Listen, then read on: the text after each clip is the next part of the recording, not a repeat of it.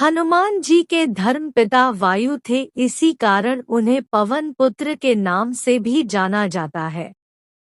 बचपन से ही दिव्य होने के साथ साथ उनके अंदर असीमित शक्तियों का भंडार था। बालपन में एक बार सूर्य को पका हुआ फल समझकर उसे खाने के लिए उड़कर जाने लगे। उसी समय इंद्र ने उन्हें रोकने के प्रयास में वज्र से प्रहार कर दिया। वज्र के प्रहार के कारण बालक हनुमान की ठुड्डी टूट गई और वे मूर्छित होकर धरती पर गिर गए। इस घटना से कुपित होकर पवन देव ने संसार भर में वायु के प्रभाव को रोक दिया, जिसके कारण सभी प्राणियों में हाहाकार मच गया। वायु देव को शांत करने के लिए अंततः इंद्र ने अपने द्वारा किए गए वज्र के प्रभाव को वापस ले लिया। साथ ही साथ अन्य देवताओं ने बालक हनुमान को कई वरदान भी दिए।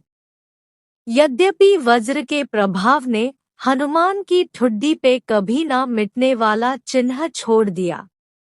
तदुपरांत जब हनुमान को सूर्य के महाज्ञानी होने का पता चला तो उन्होंने अपने शरीर को बड़ा करके सूर्य की कक्षा में रख दिया और सूर्य से विनती की कि वो उन्हें अपना शिष्य स्वीकार करें। मगर सूर्य ने उनका अनुरोध ये कहकर अस्वीकार कर दिया कि चूंकि वो अपने कर्म स्वरूप सदैव अपने रथ पे भ्रमण करते रहते हैं, अतः हनुमान प्रभावपूर्ण तरीके से शिक्षा ग्रहण नहीं कर पाएंगे। सूर्य देव की बातों से विचलित हुए बिना हनुमान ने अपने शरीर को और बड़ा करके अपने एक पैर को पूर्वी छोर पे और दूसरे पैर को पश्चिमी छोर पे रखकर पुनः सूर्य देव से विनती की और अंततः हनुमान के सत्य दृढ़ता से प्रसन्न होकर सूर्य ने उन्हें अपना शिष्य स्वीकार कर लिया। तदोपरांत हनुमान ने सूर्य देव के साथ निरंतर भ्रमण करके अपनी शिक्षा ग्रहण की।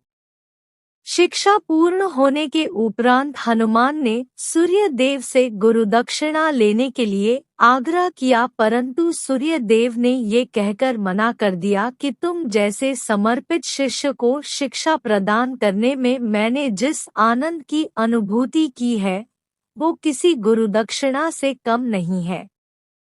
परंतु हनुमान के पुनः आग्रह करने पर सूर्य देव ने गुरुदक्षिणा स्वरूप हनुमान को सुग्रीव धर्मपुत्र सूर्य की सहायता करने की आज्ञा दे दी। हनुमान के इच्छानुसार सूर्य देव का हनुमान को शिक्षा देना सूर्य देव के अनंत अनादि नित्य अविनाशी और कर्मसाक्षी होने का वर्णन करता है। हनुमान जी बालपन में बहुत नटखट थे। वो अपने इस स्वभाव से साधु संतों को सता देते थे। बहुधा वो उनकी पूजा सामग्री और आदि कई वस्तुओं को छीन-झपट लेते थे।